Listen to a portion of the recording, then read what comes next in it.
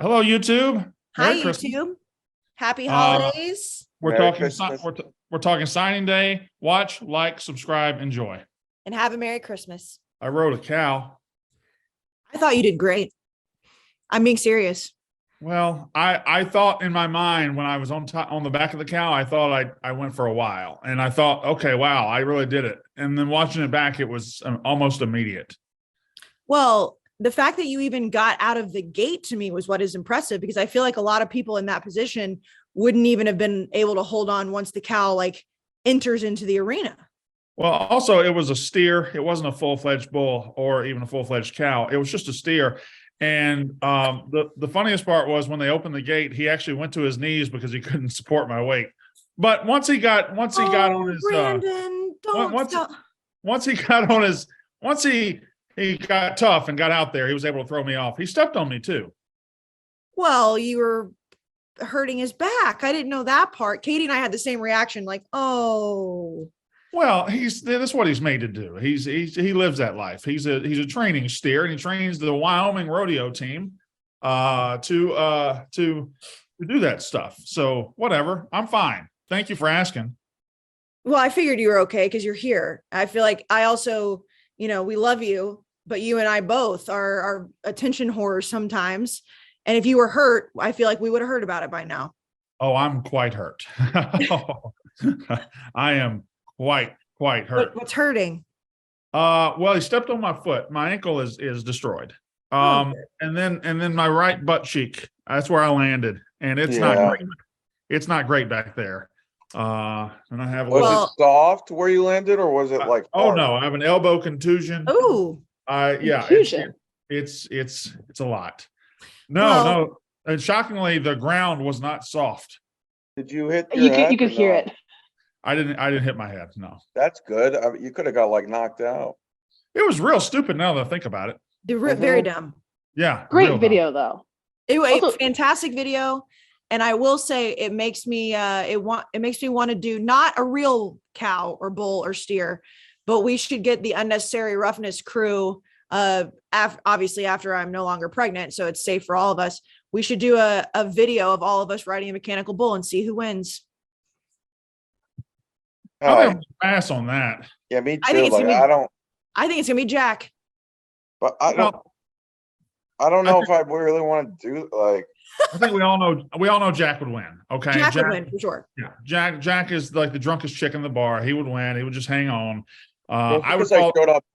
Just because I showed up once to a podcast drunk doesn't mean just to say hi. Doesn't mean I'm always the drunkest guy at the bar. No, I'm just saying. There's always that girl at the bar that has the mechanical bull that's just drunk and just too stupid to fall off. I feel like you with you're a thick boy. I'm big and tall and lanky and gross. You got some meat to you. I think you can stay on a bull. That's all. Those thick thighs he's got.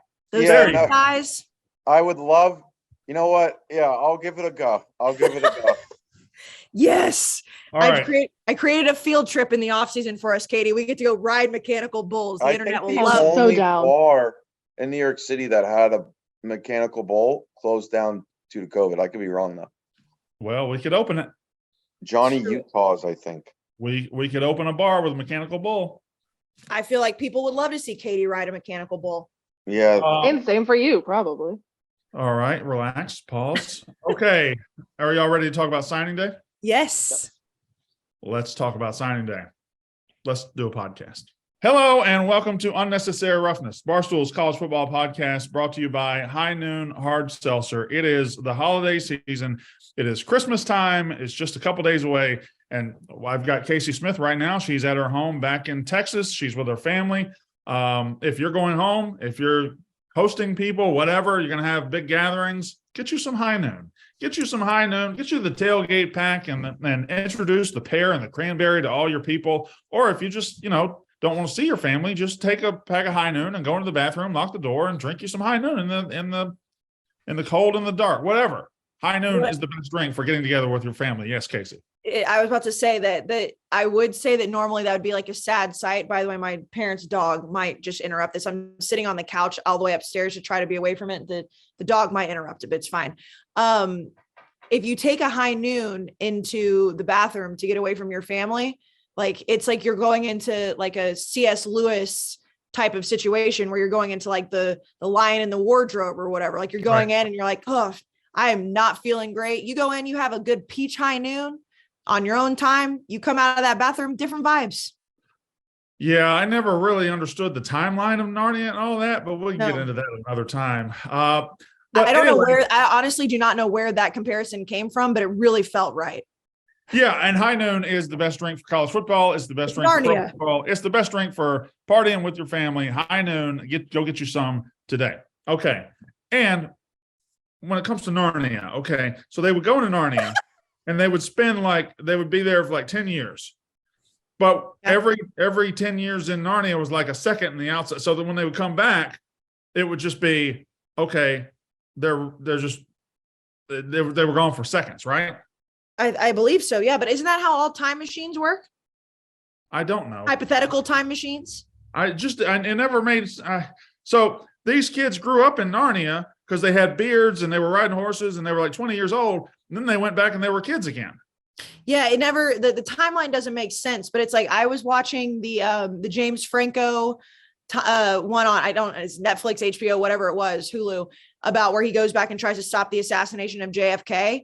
And it's like when he's in the 60s, it's years and years. And when he comes back to present times, it's only been 2 minutes.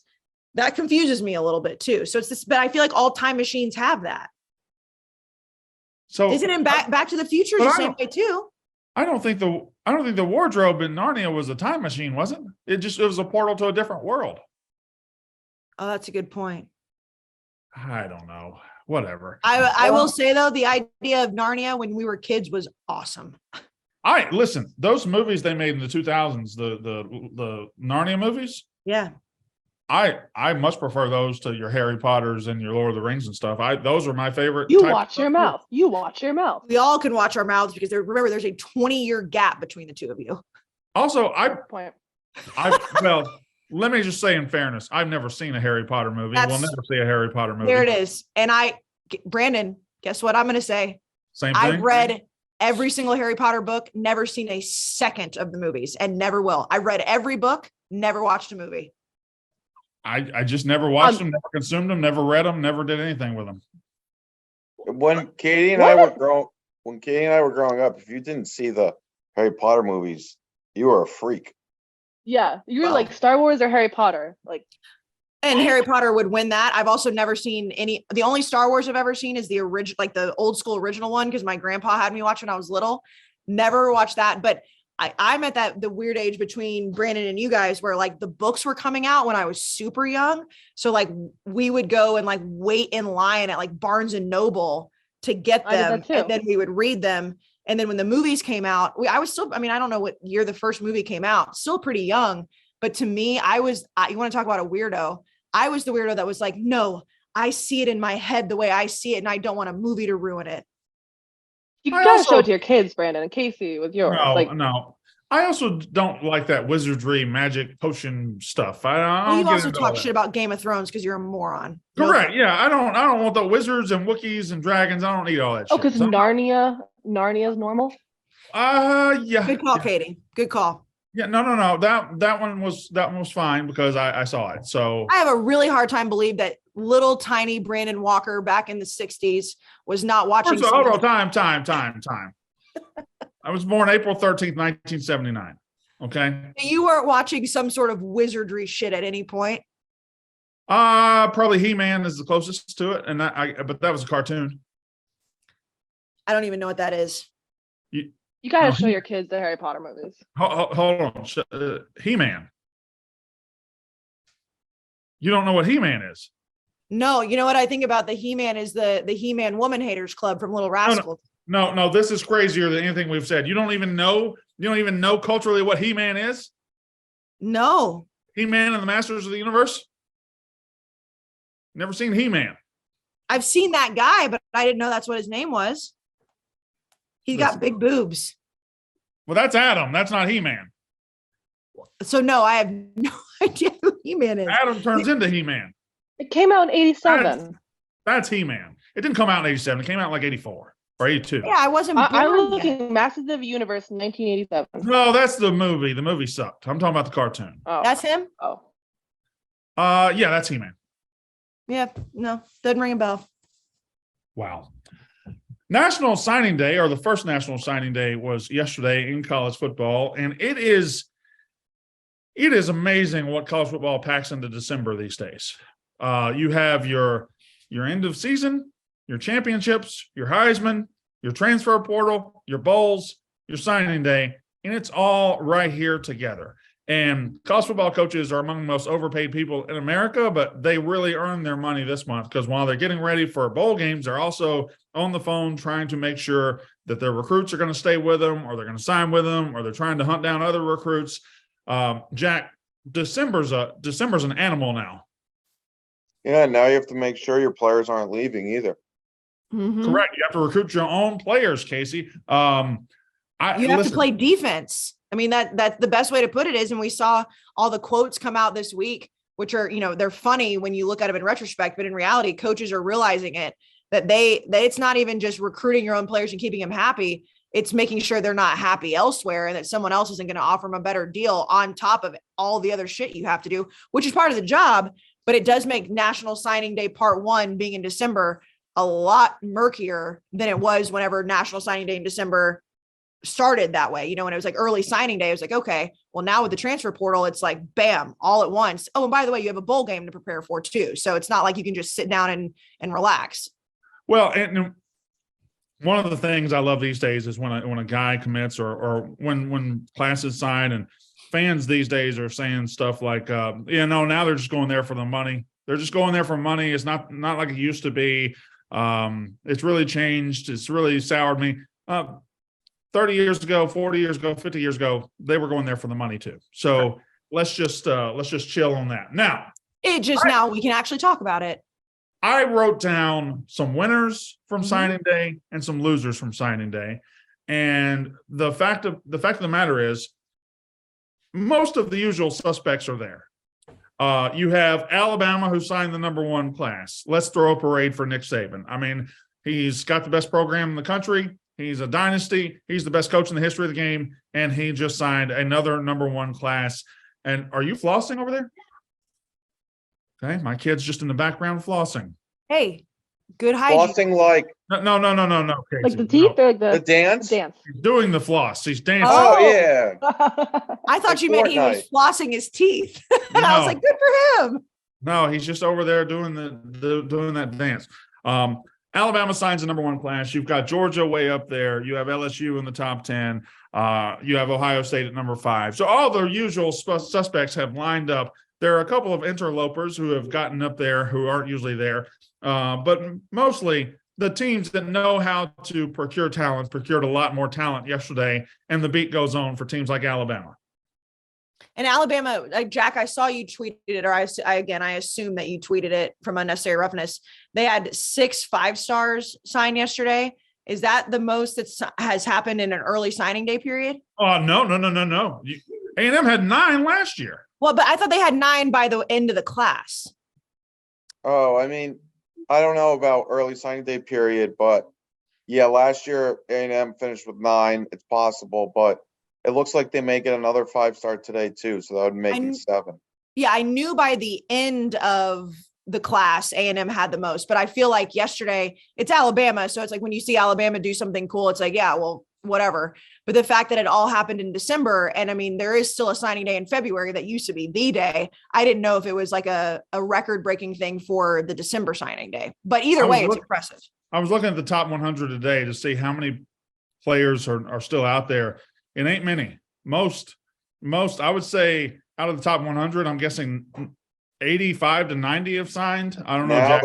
it's crazy. Back in the day, that February 4th or whatever was always the biggest day, and everyone would get hyped up for it. But now it's the early signing day almost encompasses 90% of recruiting. There will always be some guys out there, but it really changed the game completely.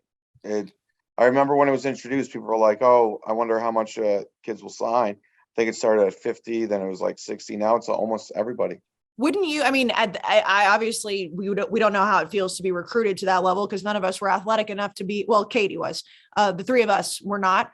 Wouldn't you want to get it out of the way in December if you were? I feel like I would. Well, I mean, I think there's a bigger deal here. If a school has said, "Hey, when you sign with us," because they can't give you anything until you sign, but the Right. second you sign, they can give you your deal. Mhm. So if a school has said, "You come here, we'll make sure you get $1 million in NIL money, and we'll give it to you when you sign," I'm signing the second I can sign. Immediately, So, like get it out of the way. I don't care about waiting. I don't care about being recruited. Like if I know that's where I want to go and I know what that check's going to look like, I would do it in December too. no, it's like that meme, and I don't know what coach that is, Jack. Maybe you know better than me, but it's that meme of the coach in the locker room pointing over there and saying, "Tell them to bring me my money." I think that was when North Carolina A&T beat East Carolina that one year. Okay. I think it was like they obviously it was a buy game. I think it was like $1 million or something that they paid for. I think bring me my Kareem money. Cullen may have been on that team. But Brandon, I know when you were working in like for newspapers and other outlets, National Signing Day, when it was just in February, was one of the longest, most tedious days. Yeah. And I know that it's not been that long ago that it was that, but I know like, you know, in prior jobs that I've had, and anybody I've talked to that's been in this business, that day, like you were up at like 3:30 in the morning and you sat and you were on every single kid's word, no matter if you were covering the national beat or a school beat. And I feel like now it's just like, okay, well, it's a huge deal, but I'm saying the day in February itself. Well, now that day in announced, February was. You're they right. announced with graphics. We used to wake up, and the newspaper writer's job was to tell the fans who was signing and all that. And now that's not just necessary. Teams do handle it themselves, and it is more of a production. And you know, newspapers' roles and beat writers' roles have diminished so far that they're really just cheerleaders at this point anyway. So anyway, that's a lot to say to whatever. So I got Alabama as a winner. Obviously, they signed a number one class. There's one team here that I had as a winner that might go back and forth, and it just shows you how chaotic signing day can be. The Oregon Ducks have been through years and years worth of stress over the last 2 or 3 days. First of all, they lost their 5-star quarterback commitment. Dante Moore ended up signing with UCLA. They lost Caleb Presley. Did y'all see that? Yep. They lost a 4-star defensive back, Caleb Presley, who signed with Washington, I believe. And you just don't recover from losing Caleb Presley. That's tough. Yeah. Only one Caleb Presley out there that matters. It's this one. And then they showed up. On signing day. They flipped a 5-star defensive end from LSU. They flipped a quarterback. They got the number 3 transfer guy out of the portal, a left tackle from Rhode Island. And they flipped a 5-star safety from Notre Dame. Mm-hmm. And Oregon all of a sudden looks like the big winners of signing day. Jack, yesterday was in nothing but duck emojis all day long. And we'll get to the Peyton Bowen thing in a second. But yesterday, in that 24-hour window, it was Oregon's day. Yeah. Sorry if you hear all the sirens outside my apartment right now. But it seemed like they were the winner. But then if you put in perspective that they lost potentially a program-changing quarterback in Dante Moore, which would have been a quarterback that was a guy that would be number 1 in a lot of other classes, but this just happens to be the most elite quarterback class we've seen in a while, at least projected that way. So losing him hurts, but then they pick up Mateo Uiagalelei. Peyton Bowen appeared to be going there. They flipped the guy from Notre Dame. I think they flipped 2 guys from Notre Dame. They flipped. Didn't they flip a running back from Notre Dame too? That's supposed to be really good. Yeah, and it appeared that I don't know if like the NIL money freed up from Dante Moore decommitting, or Phil Knight and that collective really got more money. I heard that the guy that was working at Texas A&M last year, who headed up their recruiting department and fundraising and all that, moved to Oregon earlier this year. And then also on top of it, Dan Lanning may just be a very good recruiter on top of it. Now, this is a question that I posed to Brandon last night. what's a good recruiter anymore? Do you have to be a good recruiter or a good fundraiser? I think you have to be a good fundraiser. I think that one of the great myths in college football is the myth of the good recruiter. And I'm just going to say it out. I'm just going to say it out loud. I don't think Kirby Smart's a good recruiter. I think when Kirby Smart got to Georgia, he made sure the people that did the recruiting had no restrictions placed on them whatsoever and were in place to go out and get the guys. And he said, you know what, no matter what, we're going to be the leaders in this space. When it comes to taking care of players, we are going to be the leaders and we're not going to get beat. And that's why Kirby Smart's a national champion now, not because Kirby Smart can go into a living room and say, hey, come play for me. And all of a sudden the player's inspired. That's not what it is. Nick Saban is a prick, a colossal prick. But if you can play football at an elite level, he's going to take care of you at an elite level. And if you go play for him, you've got a chance to play for a very long time and get very rich. Is that being a good recruiter or is that being a very good businessman? Yeah, it's interesting. It's because it's, it was always like, oh, we can get you to the NFL. Mhm. But was it always that? It was like, we have the most money and we can get you to the NFL. Now it's more out in the open. It's a little bit confusing because there's a lot of like rumors going around about how much the kids are making. No one really knows. It's probably more, but I mean, it's good for the kids, but that allows a little bit more chaos. But it's always chaos on these days. There's always a few guys that he says he's going to the school, and then you hit up the school at 5 p.m. They're like, we never got the facts from the National Signing Day. We never got that. And then you hit up the kid and they're like, actually, I'm going somewhere else. There's always a bunch of things. I feel like it's not only just being a good fundraiser, because that's obviously part of it. It's also just being a good pitch man too, because if Nick Saban is a dickhead, but he can come in and sit down and say, hey, not only can you play for a long time, you're going to play in the NFL, you're going to be in contention for a championship when you're here at Alabama, but also like, look at all this money. You can be as rude as you want if you can then give a kid everything right there in one pitch. Whereas like, if you don't have all of those things, you can say, we check this box, and this box, you've got to have some sort of like a nice personality, or you've got to be funny, or you've got to make the moms love you. Nick Saban doesn't have to do that. Kirby Smart doesn't have to do that. Those guys can just come in and say like, you don't have to like me, but I'm going to give you and your family everything you could possibly want. That's just being a good pitch guy. But everyone has money now. Yeah. Correct. So you have to separate yourself because that's where the winning on the field comes in, right? Yeah, but it's like $800,000 to $700,000. Obviously, that's a lot of money difference, but ultimately, I think you can sell a kid on the difference in that. Hey, you're gonna have much more fun here, or much more whatever here, and you'll have a better chance of making it into the NFL. But yeah, I mean, it's interesting. It's like, I wonder how these conversations go. You mentioned this being an elite quarterback class. I just wanted to go through them real quick. With the amount of recruiting services we have now, you have ESPN, you have 24/7. On3 has made significant strides in a small amount of time, and then a couple of others.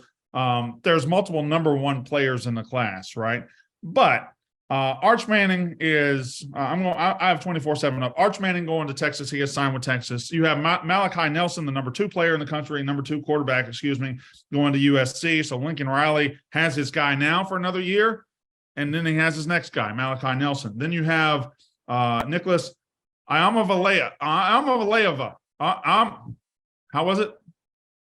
Iamaleava. Iamaleava. No. Is it Iamaleava? I think it's Iamaleava. Iamaleava. That's what we're hoping. All right. It is Iamaleava. Yeah, there's like a va at the end. Iamaleava. I'm going with Iamaleava. Anyway, he's going to Tennessee. Jackson Arnold, number 4 quarterback, going to Oklahoma. And then Dante Moore, who was committed to Oregon forever, going to UCLA. Chip Kelly has his next guy after DTR. So the Pac-12 continues to, once upon a time, the Pac-12 was the best quarterback conference in America. Back in the 2000s, when you had your Carson Palmers, and you had your Matt Leinerts, and you had your Aaron Rodgers. Now they're getting some of the best quarterbacks in the country, going through the top 10. Clemson has one. Christopher Vizina from Birmingham. Jaden Rashada, also from California, goes to Florida. Avery Johnson goes to Kansas State. Alabama gets one, Eli Holstein, and then Austin Novosad from Dripping Springs, Texas. It's probably the best. You know where that is? I do. I know that they make a lot of vodka there. Really? Yeah. So if NIL deals would allow such things to happen in alcohol, Dripping Springs would be a good place to do it. All right. So more. It also winners. seemed like Clemson took people out of the portal too for the first time. Or Well, we're going to talk about. I'm about to Dabo. say, Katie, they've been doing this. Yeah, we're gonna talk about that. They've been the NIL thing's been going on for a minute at Clemson. So I had Oregon yesterday. They were a winner, but today the 5-star safety they flipped from Notre Dame seems like he's going to Oklahoma, which would immediately make them a winner because Oklahoma is, I think, number 8 class right now. If they add a 5-star safety, as Brent Venables tries to revamp that defense, they would jump up. I thought Auburn was a big winner yesterday. They didn't finish in the top 10 or anything, but when they had Brian Harsin a couple of weeks ago, they were like number 60. And Hugh Freeze had to come and fight from behind. And Hugh Freeze, I think they flipped on the way to signing day and on signing day, they flipped 9 Power 5 commitments. I know yesterday they flipped a 4-star defensive player from Florida State and a couple of others. They also had a big junior college guy that they signed. I believe he was an offensive tackle, maybe an offensive lineman. But that's another thing. That's a wrinkle that I feel like sometimes gets lost in this because of the transfer portal and because of high school recruiting. And that gets the headlines. There are a lot of guys that are playing in JUCO, which we know this. And if you cover the sport and you follow the sport, you know that. But like, if you can get a guy who's already played at the college level and for whatever reason had to play at junior college, whether it be academics, whether it be behavior, whatever, and you can get them and you can get them to translate from junior college to playing at a place like Auburn, that's huge because you already know that they know how to play at that next level. It's just taking that next step. I wonder what's going to happen with JUCOs over the next few years. Because you'll always have the guys who don't qualify academically and need somewhere to go. And you'll have the guys that maybe get in trouble and need somewhere to go. But now with the transfer portal, if I'm at Auburn and I want to transfer to Georgia, used to, I could go to Jones County Community College in Mississippi, play for a year, then go to Georgia. And right. instead of sitting out, I just go play and then I go. But now you don't have to do that anymore. So I really wonder if it's going to take the quality of some of the players down there. Auburn came out of the clouds and had a good day. Yes, go ahead. I was reacting to the puppy. There's a puppy? Katie's got a puppy. Oh, Katie. Hey, Katie, there's a puppy. My parents. I'm a cool aunt. I mean, obviously Cam Newton is probably the biggest, most popular example of how junior college can change a guy's trajectory. But also, like, if you don't have to go to junior college anymore, because I don't know. I mean, academically is one thing, but hello. Yeah. How you doing? Good. Okay. All right. There's one of them. You know what? This reminds me so much of like COVID times because it's like we were all at home. I mean, I was in New York, but it's like you never know who's going to pop into the screen. You never know. Miami, to me, big winner yesterday. Mario Cristobal, like I said last time on the show, I gave him an F for what happened on the field this year, but that's not going forward. I think he's going to fix that program. And he's going to get a lot of transfers. And then he just signed the number 4 class in the country yesterday. I think he's still got one outstanding. I don't know if Cormani McLean ever signed, Jack. I guess don't think so. He's tomorrow, or not tomorrow, today. Last night it came out that today he's going to sign. Like it's all he's a little bit he's a guy that likes to be a little dramatic, and I think he wants to sign when nobody else is signing. I will, if that's another thing, Brandon. I feel like that you would also want to sign in a very dramatic fashion. Me? I know I would. How would I sign? What I would do is if I were signing with somebody, I would ask for their mascot, and I would need their mascot delivered to my school, and I would ride their mascot out onto the gym floor at my high school, and then I would sign while sitting atop the mascot. What if the mascot was a human? Well, now there's different. First of all, there's different levels to this, okay? Because if you're signing with Alabama, how awesome would it be riding an elephant while you sign? Be amazing. But would you have to ride the human that's dressed up like let's go through this. If I sign with LSU and Auburn, I get to ride a tiger. If I sign with Arkansas, I get to ride a big pig.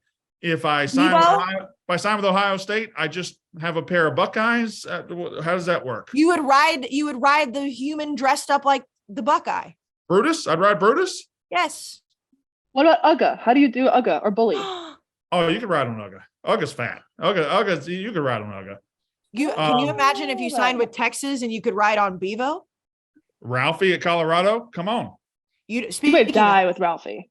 Speaking of, I don't know if you've caught wind of this, but Jerry is actually in the works to run out with Ralphie when the college football show is at Colorado for Nebraska next year.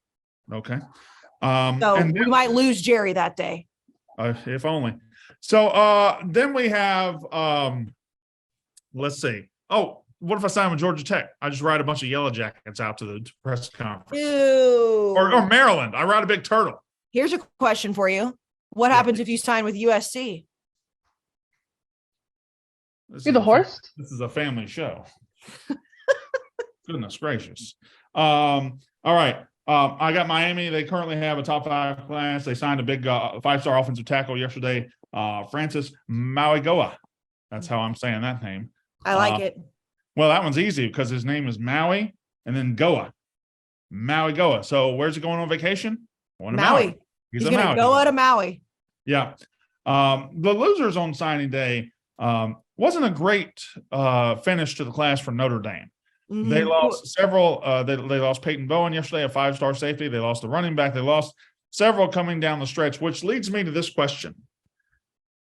Marcus Freeman was given a lot of leeway on the field this year. Went 8-4, but he was given leeway because he's a big-time recruiter, because he's awesome at recruiting. Now, they finished, I think, right now, nobody's finished, but right now I think he's like 9th. They're right up there in the top 10. 7th right now. Well, that's pretty good. That's pretty good. But I don't use ESPN either. It's just a graphic. There's 7. They have 15 ESPN 300 commits. ESPN's just not Oh, great. go look 24/7. Yeah, look 24/7. 24/7's better. I guess for Notre Dame, it's like it wasn't a bad signing day, but it was more forgettable than a lot of Notre Dame signing days are, which is rare because usually, Notre Dame is always up there because they're Notre Dame and they're the cream of the crop. It was just kind of like, losing a couple guys like they flipped to Oregon. It was just kind of like, why is Notre Dame having such a forgettable recruiting class? That to me was surprising. Well, the issue I have was them at 9th. the 9th issue and 0 was 5 that stars. the issue was that they came into this class and were very, very excited about where it was going, because at times they were ranked 1st and 2nd for most of the summer. This happens to every fan base, where you have to kind of remind them, hey, you have to sign these guys before you brag about a class.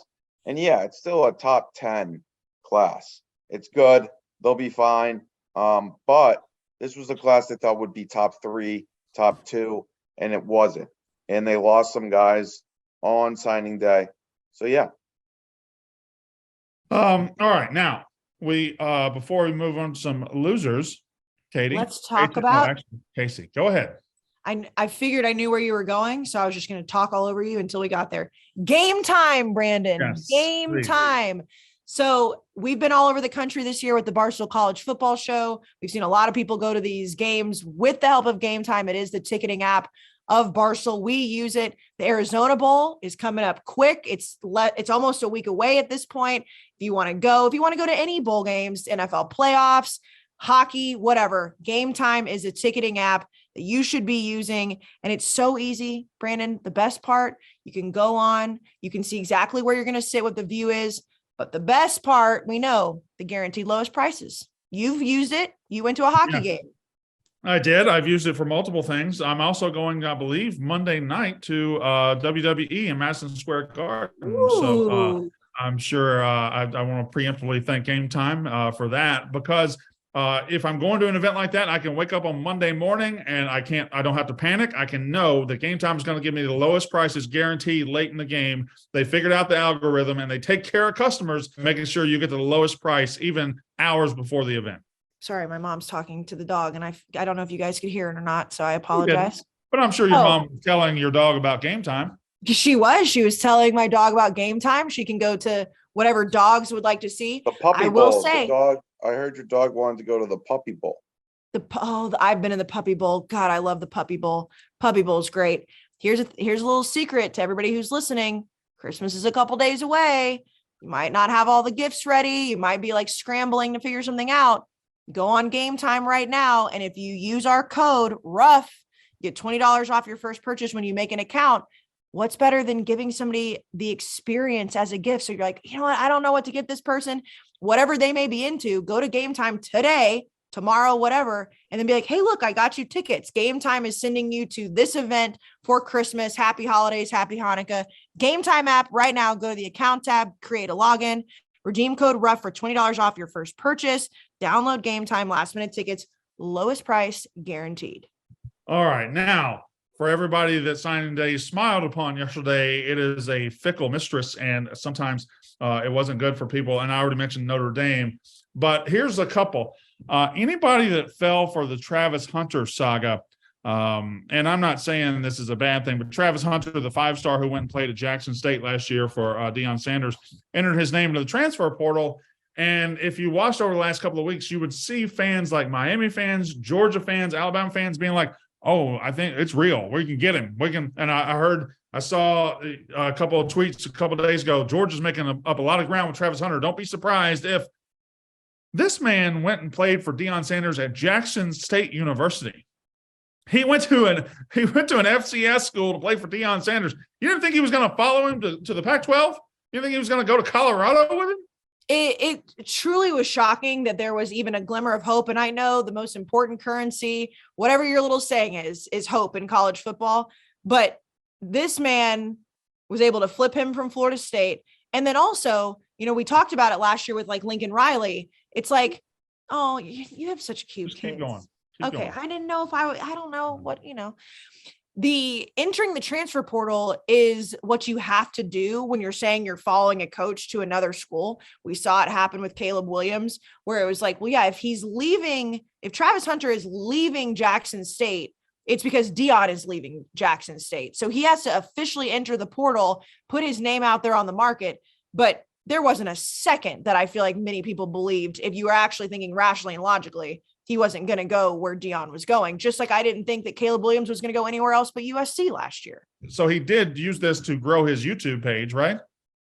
Yeah, he said, I'm going to announce where I'm going at 100K YouTube subscribers, which, I mean, I tweeted this out from the Unnecessary Roughness account. Travis Hunter is just a Twitch streamer, YouTuber that happens to be really good at basketball or football. It's like how we have Kevin Durant. He would just be like a Barstool employee if he wasn't amazing at basketball. He just didn't happen to be 7 feet tall with an 8-foot wingspan. Speaking of Colorado, though, they didn't have a great national signing day. And they didn't, they still rank 8th in the transfer portal rankings. Deion didn't have a lot of time. Usually that first class, if you get hired just a week or so before, it's never really elite, but it may be a little bit harder than he may have expected, or maybe he knew it would be like this. Well, getting Travis is great though.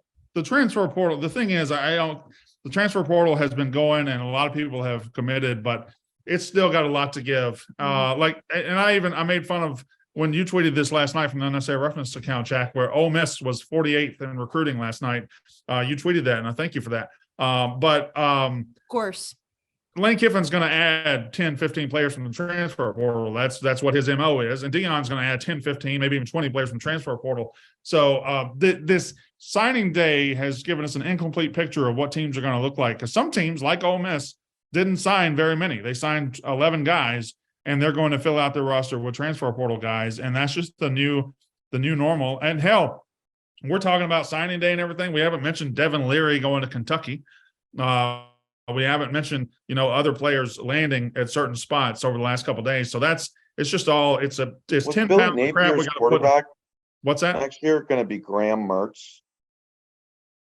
So Florida signed a 4/5-star guy, Jaden Rashada, but brought in Graham Mertz. Graham Mertz. Graham Mertz. And Okay. Drew Pine is to Arizona State. Like, is he going to be their QB1? Yeah, I I would think think Drew so. Pine makes sense. Yeah. But Drew here's the Pine thing. makes sense. Here's the thing. But We're gushing about signing day and we're doing this. And I just gave you a list of all the good quarterbacks. 2 years ago, when Notre Dame signed Drew Pine, he was the absolute future of that program. He was it. They couldn't wait to get that guy on the field. And as soon as they did, and he was average, they just move on to the next guy. Same with Wisconsin. He was the future of everything. So a lot of these quarterbacks that are in the top 10, top 20, top 30 are the cornerstones of these classes until 365 days from now, and they're not. well, and we talked about this in the last episode, is that's why what Notre Dame did with Drew Pine, whether you can say it's admirable or not, because I don't feel like there are many things in college football that are admirable at this point, but it's like they knew that he wasn't going to be the guy. And so it was like, okay, well, here's your opportunity. Go get into the transfer portal, see who could possibly use you and have you as a starter, because we are going to go out and we are going to try to either recruit or sign somebody from the portal that's better than you. I mean, that's simply what Notre Dame did. And I feel like, a lot of people will say, oh, well, that's harsh, but that's the reality of what we're doing here. It's like they knew they were going to go out and look for somebody else. So at least give the kid an opportunity to say, okay, well, if it's not going to be me, I'm not going to sit around and watch my ass get benched. I'm going to go somewhere else. One more subset of losers, and this might be the biggest set of losers on the internet, and they're going to be represented here by one fan base. But Caden Proctor, a 5-star offensive tackle, was committed to Iowa, decommitted, flipped to Alabama, signed with Alabama. And Iowa fans online, shocker, couldn't handle it. They are the Iowa fans are the worst people on earth. They are their online fans, the ones that are super online, the ones that get, they are filthy, vile, nasty people. And he did a press conference yesterday where he was talking about getting death threats and getting called a pussy by these 40-year-old, 50-year-old Iowa fans. And it was like, yeah, no, I've been there, brother. I've seen it. And It's chaos. Yeah, it is chaos. Chaos in the Walker household. But not just Iowa fans, but if you are a grown man and you're on Twitter calling a player names because he decommitted, or calling a player this, or saying your player's mom is stupid because they're going somewhere else, you are the worst fan in college football, and you need to get a grip with your life. It is shocking to me that there are grown ass men out there that take themselves so seriously that they can sit down and be like, you know what I'm going to do today? I'm going to harass a high schooler. I'm going to harass an 18-year-old kid because how dare him? He didn't choose my school. He didn't like my colors enough. Are you kidding me? Like, at the end of the day, like, can you imagine if these same men, like when they chose their first job out of high school or college, had a whole sector of people that were like, I can't believe you wouldn't go to AT&T. You went to Verizon instead, but they think that that's completely normal because these kids didn't choose their school. Like, you have to take a real look in the mirror and realize how much a piece of shit you are if you do that. Before we transition to our next topic, tell us about something else, Casey Smith. Okay, so HelloFresh is delicious. It's the number one. You got to finish my sentence for me. So this week, holidays, no matter how you celebrate, you're going to be eating a lot, and then you're going to be spending money, and next week after New Year's, you're going to be like, what am I going to do? I don't feel like going to the grocery store. I don't feel like eating out every night. HelloFresh has got you covered because you can save money wherever you can. And that's what HelloFresh wants you to know. Not only is it 'tis the season for all the other reasons, 'tis the season for saving money. HelloFresh is cheaper than grocery shopping, and it's less expensive than takeout. And so you can get more gifts for people. The bigger thing is, Brandon, we know with HelloFresh, I use it, I pay for it, is that it's fresh ingredients delivered to your door, no matter what kind of place you live in, house, apartment, doorman, building, it will come to you. You get to pick out your menu items every single week. So if you are looking for healthy, if you're looking for hearty, if you're looking for veggies, anytime you want, HelloFresh has it, and you can customize that. You can swapping out proteins, upgrading your proteins, whatever. And Brandon, we know we can be cheap around these parts. Sure. I will spend whatever money I need to on HelloFresh because that's how much I love it. It is delicious. They have some terrific ingredients, terrific recipes. The convenience of it is really, we talk about how good it tastes. But right now it's cold outside. Right now, the stores are full. Everything's full. You don't want to go wait in lines. get it sent to your house, open a box, read a card, boom, delicious meal. Yeah, it's the easiest thing ever. And if you haven't used it yet, I can't over exaggerate how easy it is because it's literally just like coloring in the lines, but you make a fantastic meal and it's fresh. And we're giving away lots of them because that's what we do here on Unnecessary Roughness. HelloFresh.com/Walker18. You also have to use the code Walker18, but you get 18 free meals plus free shipping. And 18 free meals is not just 18. It's double that because it's 2 servings. You can also get 4 servings if you have a family. You can do whatever you need to. Go to HelloFresh.com, use the URL HelloFresh.com/Walker18, use code Walker18. That's WALKER18 at HelloFresh.com/Walker18. Where are you going? What? Where's he going? To get a haircut? Swim? To get a haircut. What did he have Yeah. on his head? A hood. It's cold. Oh, out. I didn't see. I saw he well, I thought it was like a swimming cap. No. All right. Well, when I asked him where he was going, he said the actual town where he's going. So just relax. I honestly, I didn't understand it. So maybe no one else will. All right. So we also have not only Jack, you got any added winners or losers that I haven't mentioned yet? I was just looking at the rankings. I was actually on the portal rankings just to keep an eye on those. But we were looking at some of the losers, and I just wanted to team rankings. LSU still came in with a decent class, like Brian Kelly delivered. Oklahoma, we have to give props. You mentioned them. And I think the perfect transition is a team that was really up there a lot, but was not this year, was Clemson. They were 11th. I think this is the first time they've really dropped out of the top 10 in a little bit. And obviously, there was a big story yesterday because NIL has not been new for Clemson.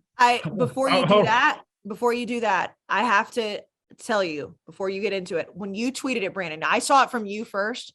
Yeah. I thought you had like made it up. Like, I know you were quote tweeting it, but I was like, there is no way that this is not a Brandon Walker curated story. This has to be something that Brandon made up and is going to roll with it because it's so perfectly you to make fun of it.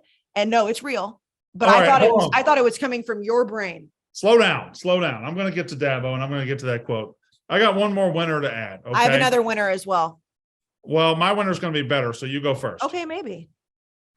I feel like this one's a little bit like under the radar, but it's, South Carolina had a decent day. I feel like South Carolina, we gave a lot of shit to throughout the season. They finished the season well, but they also brought in like a couple 4 stars. And when you look at it, it's like for whatever reason, we don't give enough props to South Carolina. And I know South Carolina fans get mad and they get angry and they say mean things, but it's one of the best classes. If they can finish the class the way it looks like they're going to, one of their best classes in recruiting history. And I think that's huge for Shane Beamer because we laughed at that hire. We laughed at them throughout the season and they finished the season strong. Spencer Rattler had that weird quote about the bowl, but if they can get in a good recruiting class, at least a decent one for what South Carolina normally does, that program is on the rise. And I feel like they do need more props than we've given them a lot. Yeah, they just beat Tennessee. They just beat Clemson. They've got Rattler coming back, and now they have a big-time class coming in. Shout out. Yeah, and if it's second year for Shane Beamer after all the trash talking that he got, I mean, he's only been there for 2 years. And if there's already a class that's high up there in South Carolina rankings for their own school, I feel like that's pretty good for a coach that a lot of people thought would fail. Now, here's my winner. A week and 3 days ago, Mississippi State's head football coach died. He passed away. It's unprecedented. It's the fact that when it happened, now the coaches left behind have to go out and talk to recruits, and still the program keeps going, right? And you have to put together the pieces, and you have to honor Mike Leach on one hand, and at the same time keep doing your job. Like Tuesday, these coaches were at a memorial service at Humphrey Coliseum for their head coach. And that night, they're on the phone all night trying to hold a class together. Not only they hold a class together, since Mike Leach died, only one player, what a dick he is, decommitted from Mississippi State and went somewhere else. They held the rest of the class together and added Zach Arnett, the new coach. He added a 4-star big-time safety, Isaac Smith, on signing day. Added a couple more guys. Like they finished. Mississippi State finished, or as of right now, on 24/7 is number 24 in the country, and that's usually where we are. We usually our class is pretty much every year between 20 and 35, and so being at 24 with what happened is an incredible win by a coaching staff who's been through hell the last 9 days. Yeah, I mean it's also like a testament to what Mississippi State did by, elevating who they needed to elevate, because it's like, you at that, nobody knows how to handle what happened at Mississippi State. Obviously, it's a tragic situation, but they did have to move on really quickly to get somebody in place that would not only keep the team that's currently there intact, but all the recruiting that had been done throughout the season. And so it was such a great move for them. It was the right move for them. And I mean, it's just like, it again proves that like how just much these guys are going to have to deal with. And I'm assuming that these recruits are looking at it and saying, okay, like it's obviously not ideal because Coach Leach is gone and it's very sad and very tragic, but the program is staying intact as much as it possibly can with that happening. And that's huge because I feel like it's a great, I don't want to use the word excuse because it sounds like it's trivial, but it'd be a very easy thing for a kid to be like, hey, you know what? I was going to go play for Coach Leach. Obviously he's no longer with us. It's very sad, but I'm going to use this as an opportunity to go somewhere else. And we haven't seen that happen thus far. Well, one of his recruits, the quarterback, Chris Parson out of Tennessee, kind of went viral. He texted the rest of the group, the rest of the recruits in a group text they have and said, hey, we're the last class Mike Leach ever wanted to play for him. We're the last guys he ever recruited. We're gonna go play together and we're gonna win because we are his guys. So and that is not only like a fantastic feel-good story, it is exactly what everybody said about Mike Leach when we were doing all the tributes and all the memories and all the remembering. It's like he not only impacted the sport and impacted everybody around, he's now impacting a group of high schoolers, of kids, of teenagers, because they know how important his recruiting was and who he was to the game. Like they could easily say, hey, you know what? I don't feel like doing this. But like, no, we were the last guys that he wanted to play for him. We're going to do it. That's awesome. All right. I'm about to get in on Dabo. If you want to tell us about one more thing. You want me to tell you about an ad, or should we wait till after you slander Dabo? I mean, if there's something we're not going to slander, it's Pizza Hut. Brandon. Time out. Hold on. Y'all mean to tell me that Pizza Hut's an advertiser of this show now? Oh, no. Yeah. Brandon, Second You time. missed it. Brandon. For those that are just listening, Brandon just stood up. We almost saw his butt crack. It's fine. He's running around happy. Brandon, on today's Thursday, on Tuesday, Katie pulled up the Pizza Hut menu on the TV screen in the studio when we were doing the podcast. And I quite literally was slobbering myself over this pictures of the stuffed crust. Casey, stop talking. I love Pizza Hut. I love Pizza Hut. I do too. Watch this. 662-494-2404. Pizza Hut in West Point, Mississippi closed 10 years ago. That's the phone number for that Pizza Hut back in my childhood. Hell yeah. I love pizza. Every Friday night of my youth, go get a pepperoni and sausage pizza, some cheese bread sticks. I don't know what they do to their cheese bread sticks at Pizza Hut, but my God, they're the best. And do you know? You don't know. January 6th. Oh, I know. They're opening a new Pizza Hut in my hometown, and I'm going down there to cut the ribbon. Katie told me What? that, and Yep. she when she told me that, I was like, it is the most Brandon thing ever that he's going to be going to open a Pizza Hut. By the way, the I will date be storming. The Pizza Hut Capitol that day. Just wanted to let you know. yeah, tough Same day. date. This happened. Excuse me. Tough date. Anyway, what's our ad copy? Because I love Pizza Hut. I'll tell you what the ad copy is, because Yeah, not only do well, we love a lot of the ad copy for Pizza Hut was just like, let them cook, like let you guys cook. There wasn't a lot of words on it. No, the Pizza Hut melts are all the rage. Brandon, during the Barstool Invitational, I was sitting at home, but I'm just going to put this out there, Pizza Hut. The fact that you can't order Pizza Hut delivery in New York is crazy, because I was sitting there and all I wanted was one of those new Pizza Hut melts. Enough for two, price for one. Try Pizza Hut melts for $6.99. I love pizza. When I was in high school and college, we would skip class, go to Pizza Hut to the buffet. Pizza Hut buffets for lunch is an elite thing. Brandon, do you remember at the Pizza Hut buffets, the chocolate pizza they used to have? Yeah, of course I do. Oh my God. As a kid. And like, do you remember the two pastas they would have?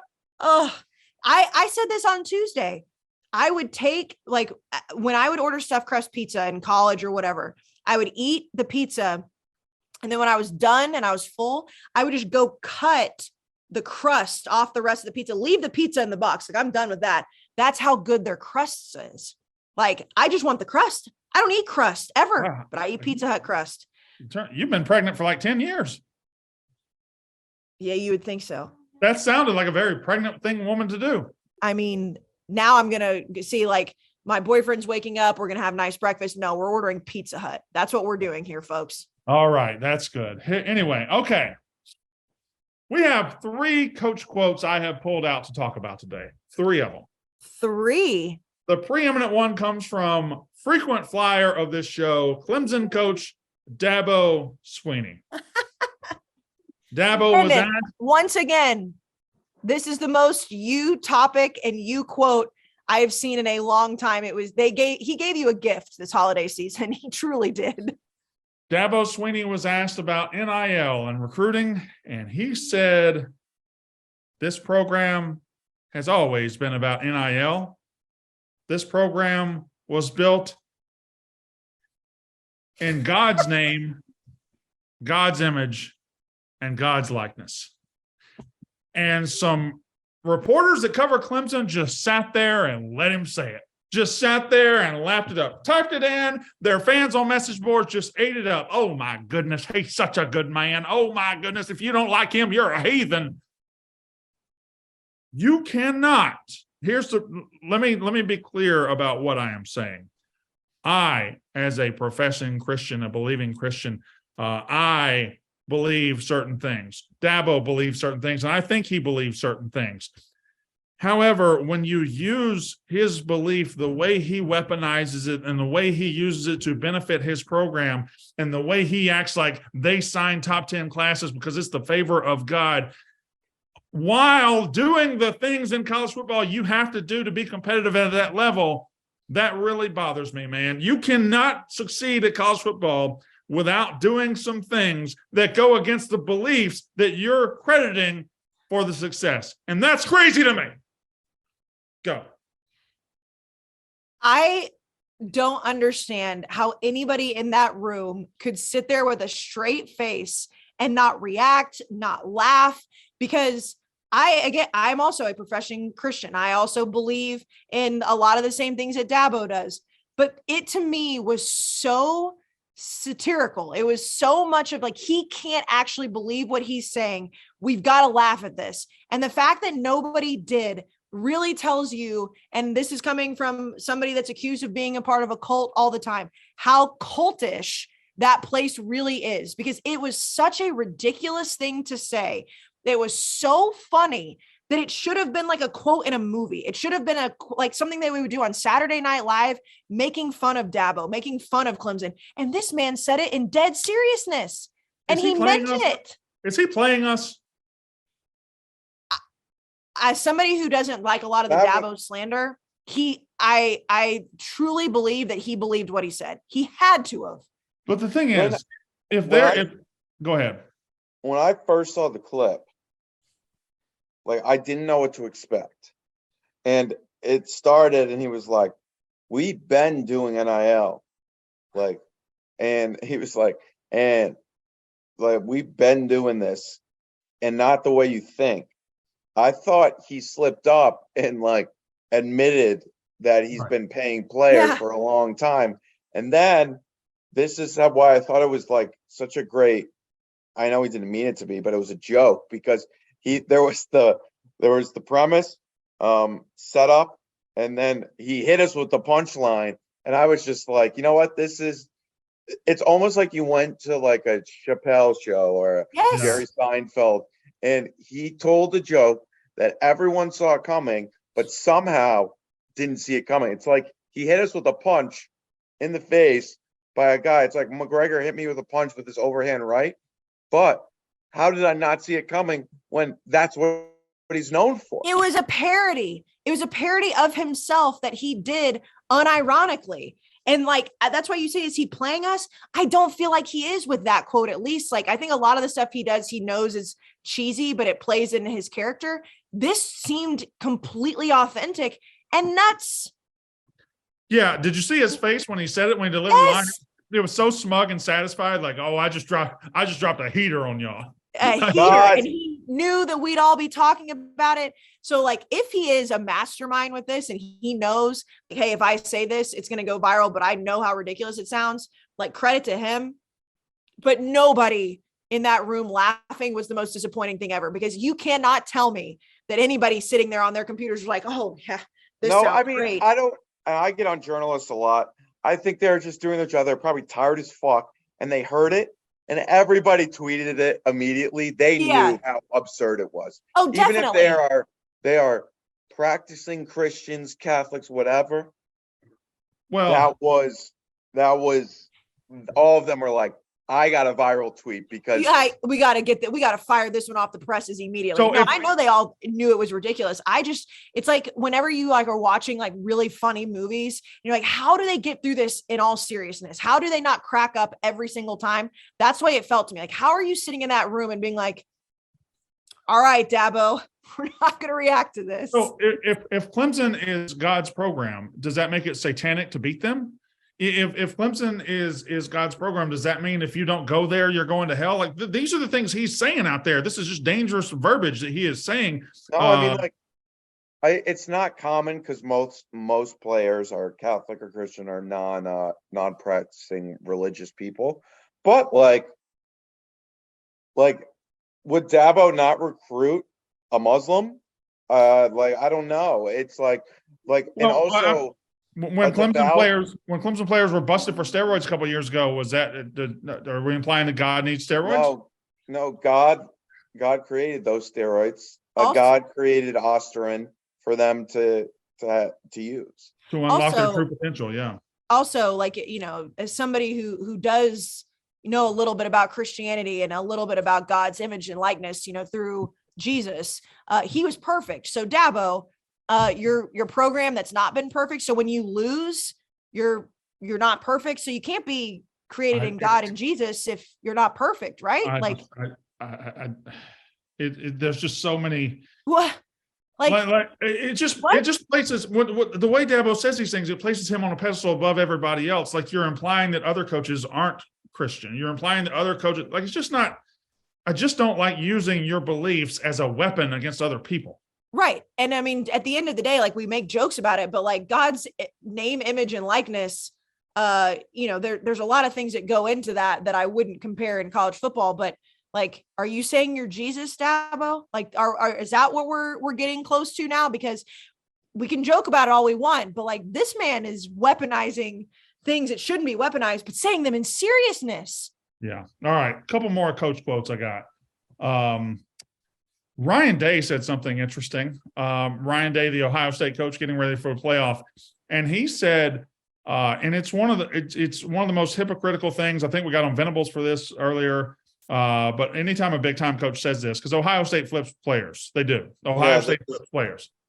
And Ryan Day said, there used to be a time where when your players committed to you and other coaches would stop recruiting them, and now we ain't in that time no more. Shut up.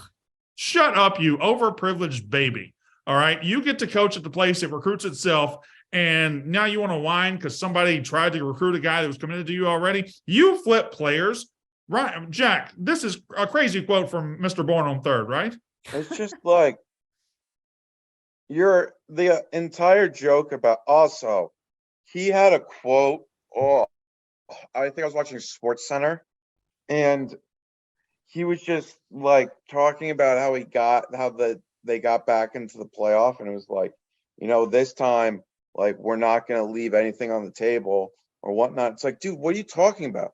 You like, why did you leave anything on the table against Michigan at home Right. in a game where you guys were trying to seek revenge after I know that's I guess the thing to say, but it's just like no, maybe you guys just aren't that good. But Ryan Day's saying that the whole joke about you is you're born on third base. Then you go out and say this like back in the day when you were born a millionaire, you stayed a millionaire, like you didn't have to work. I'm just very sick of Ryan Day. I'm getting to the point where I'm almost over him. I It's think I was so the first hypocritical. one. I was the first one ever out on him because of how he complained after they lost in I think the 2018 college football playoff to Clemson. He's always shown little bitchiness tendencies. We just didn't know it because he made it to the national championship. He won Rose Bowls, but he's a little bit of a bitch. I'll say it. Go off, Jack. I mean, the evidence is there. Listen, an Ohio State coach who gets to recruit at a level that nobody else gets to recruit at, complaining when his players are recruited by other teams. It's just the softest crap I've ever seen. Well, it's also just like, it's just asking to be told that you're a hypocrite. One more coach quote, but do we have one more product to talk about? Eric Gilbert is in the transfer portal. Well, I thought, yeah, I understand that, but I thought we had one more great partner to talk about. We do. Oh, and yeah. Brandon, I believe this partner has kept you fed on the yak a few times as of late. Omaha Steaks. Yes, and it is it's bulking season, it's meat season. Omaha Steaks right now, they got the juiciest, tenderest steaks. But let me tell you something. Not only do they have steaks, they also have some great burgers. Their chicken was great. Their hot dogs. We had yak hot dogs the other day. They were fantastic. Omaha Steaks has a variety of meats. And right now, I know Christmas is coming up. It's the perfect time to buy them. And also, little secret. Did you know that they also do desserts that you can No. get? Like they have like little chocolate molten cakes Yep. that come and you just have to like pop them in the microwave. They also do like stuffed baked potatoes. They do everything. They're known for their meats because we love Omaha meats, Omaha Steaks, but they've got sides and desserts.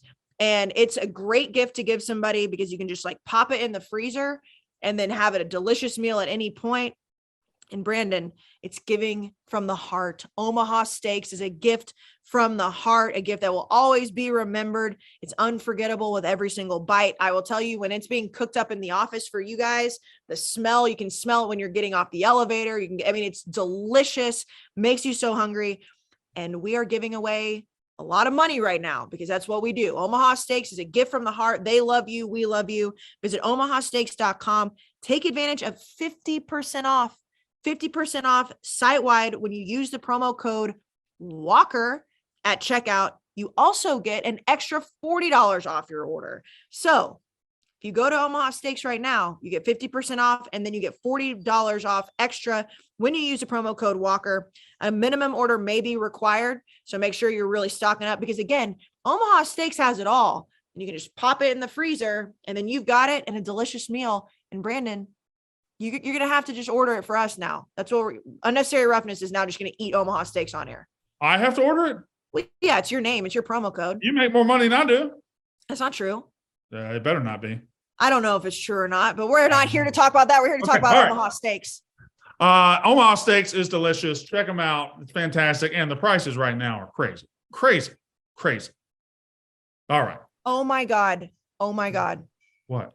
I don't know what episode it was, but it's been a while ago. Do you remember when we talked about the Office Space commercial that I did when I worked at Fox and Hound? And I said, no, my former GM, who's now like a good friend of mine, just texted me out of nowhere and said, bruh, this commercial is everything. I forgot how ridiculous it looked, which means he has it in his hands. I'm gonna need his information. I need to talk to him. Yeah, I want to see that. I'm gonna need to talk to him. So just text me that. I mean, we haven't been texting or anything this morning. We haven't texted. I said, do you have it? And he's typing right now. He said, oh, I have it. Oh my God. So we'll Oh get my God. we'll get that out there to the people soon. Couple Oh, more. yeah. I don't know if I'm allowing this to hit the internet. Yeah, I don't know Well- if this one's. Yeah, I don't think you really have a choice in this matter. So, two more things. Eric Gilbert has hit the transfer portal, former 9-star recruit that went to LSU and then went to Georgia. And I got to say this right now, when he transfers to your school, if you brag about it online or if you get excited about it for a second, you are an idiot. He's not a football player. He's a 7-on-7 guy. He looks great. He's incredible. Georgia had the best tight end room in the country before they brought him in, and Georgia fans were like, "Oh, we got Eric Gilbert there," and he played 3 games. He's not a guy. He's just not a guy. Jack, what were you going to say? Oh my God. No, Eric Gilbert shows how these on National Signing Day, we all get hyped up about 5 Yeah. stars and whatnot. And sometimes they don't work out. There's a lot of guys like, oh, What are you geez. doing? I have it in my hands. I'm sorry. I didn't mean to click on it. Go ahead. Sorry. I'm gonna, you know what? No, talk. I'm gonna just bring up the 2020 recruiting rankings really quick. Yeah, like Eric Gilbert was he was a 5-star. He went to LSU and I thought he was going to be great there. He wasn't. And then he goes to Georgia. He wasn't. He doesn't get on the field. He's just whatever up here isn't there. Meanwhile, you got Brock Bowers, who I think was a 4-star. He might have been a 5-star, but I think he was a 4-star, and he's the best tight end in the country at Georgia. So it just shows that what we rank what's on the outside. We do. We don't rank what's on the inside. And if you get to college and you don't like the running and you don't like the weightlifting and you don't like all that crap, you're just never going to be good. And I think that's what it shows. And Yeah, I know. also- He was, Go ahead. he was the 5th ranked recruit in that class, which turned out to be pretty good. I mean, Brian Brees, however you say it, he was Yeah. the number 1 recruit. He's amazing. Bryce Young, of course, he's going to be a top draft pick. Julian Fleming hasn't worked out to be amazing, but he's still he's not nothing. Keely Ringo, I mean, obviously.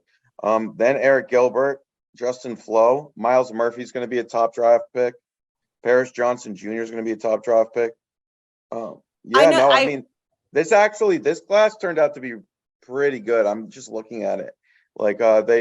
They really projected them well. I feel like that's and I know it's a rare thing for this to happen, like the situation that we're talking about, but this is why sometimes recruiting is hard for me to fully get behind and say, we know that it's going to be great no matter what, because these guys can have all the talent in the world and then it just not come to fruition once they get there. Now, that's obviously not always the case with, like you said, Brandon, with the insides of a guy. However, it's like, you might be the greatest high school football player ever, but if you don't translate to college because you don't feel like doing the work, that's going to suck, but you're still always going to be seen as a 5-star recruit. Like that to me is like where it's just like, where's the disconnect here? All right. Everybody got good plans for Christmas? Everybody home? I didn't get to go home. I did. You're home. I'm home, but I'm not home. Fair.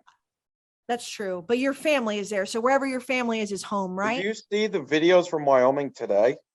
It's You're lucky you got out. I was highly encouraged to get out when I could, and I got out. Yeah, I saw a video today. I think actually Riggs quote tweeted it, and he did it by saying it's really warm in Scottsdale right now, which is probably awesome. But by the way, if you're in Scottsdale, go to the Barstool Scottsdale bar. Mhm. On top of it, use the Barstool Sportsbook. And then on top of that, I guess you can't even drive in this snow. It's that bad in Wyoming. Wyoming's insane. Yeah, Katie's showing it right now. It's insane. It's Oh, crazy. you can't even see the road. It's getting so bad across the country. We moved up our flights from today to yesterday because they were like, even if you're flying just from New York to Texas, the weather's gonna be so nuts. Like Brandon, in the South, obviously Christmas can be 80 degrees and it's normal. It's going to be 15 degrees here over the weekend. I guess And, there's It's a high of wind. 9 degrees. There's I'm in Dallas and it's going to be 15 degrees. It is crazy. So my boyfriend and I got out because I was like, if I get stuck in an airport because of these storms at this state in my life, I will be mad as hell. All right. But we'll be in Everyone- Arizona. We'll be in Arizona next week, Brandon. Yep, we'll be in Arizona next week. We'll next come to you on Tuesday, I believe. Yes. Otherwise, Merry Christmas, Happy Holidays. Holidays. Thank you for being a part of the show, and we will see you next week.